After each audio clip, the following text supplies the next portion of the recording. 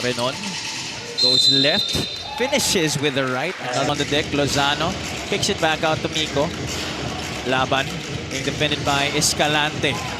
One dribble, the pull-up. That's good. Nakita niya na may papalapit sa kanya at kumuha siya ng isang fake doon at one dribble. Nakuha niya yung basket. Oh, Manuel getting a rhythm here early.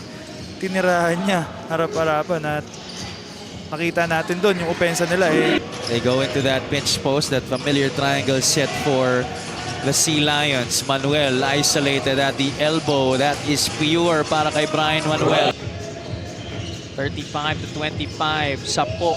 No, the pass by Manuel. Renon gets the reverse to go. For the rebound.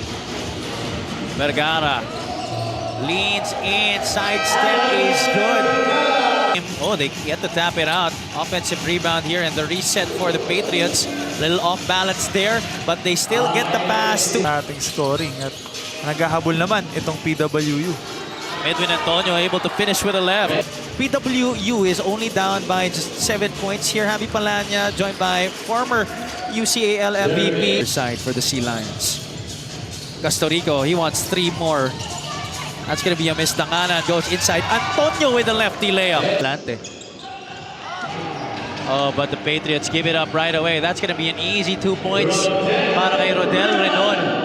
Sa laro na to, Castorico able to get the basket off the glass, plus a chance.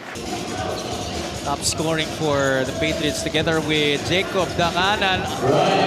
Pero sa kabila, hindi nakakuha ng stop. Out Lozano. Lebron on the other side, leaking out. Lozano able to finish on the opposite leg. 63-56.